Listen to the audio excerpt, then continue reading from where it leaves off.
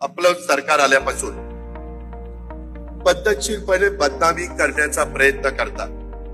काही आपला संबंध नाही. काहींनी काय स्टेटमेंट केलं की सामाजिक न्याय विभागावर अन्याय केला, अजित पवारांनी बजेट कमी केलं. इथं नरहरी झिरवाळ आहे, बाकीचे माझे सहकारी आहेत, त्यांना विचारा. माझ्या राष्ट्रवादी काँग्रेस पक्षाच्या इथं असणाऱ्या, बाहेर सगळीकडे ऐकत असणाऱ्यांना प्रत्येकाला माहिती पाहिजे.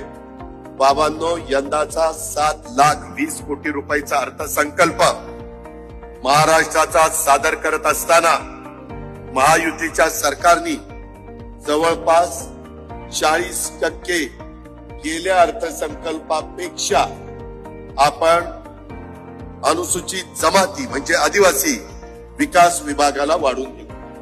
नरहरी दिले गेले 41%. सॉरी, मी 40% म्हटलं. 41%. ते पुढे येतच नाही. कुणीतरी सांगतं अजित पवारांनी अन्याय केला, मग त्याच्यात माझा कार्यकर्ता थोडासा गडबडतो, थोडासा खचतो. त्याला माहित असतं की नक्की काय. आता तुम्हाला कळलं पाहिजे की उलट आपण 41% गेल्या वर्षीच्या तुलनेमध्ये माझ्या आदिवासी समाजाला जास्तीचे दिलेले. सामाजिक न्याय विभागात माझा मागासवर्गीय समाज आहे, त्यावेळेस आपण गेल्या वर्षीच्या पेक्षा 38% तिथं जास्त दिलेले. मुख्यमंत्र्यांनी पण त्याच्याबद्दलचं स्टेटमेंट केलेलं तुम्ही ऐकलं असेल. पण त्याबद्दल त्याला जेवढी प्रसिद्धी मिळायला पाहिजे तेवढी प्रसिद्धी दुर्दैवाने मिळत नाही. आणि मग आपल्या बरोबर पण काम करणाऱ्या माझ्या मागासवर्गीय समाजाला, आदिवासी समाजाला वाटतं अरे असं झालंय का.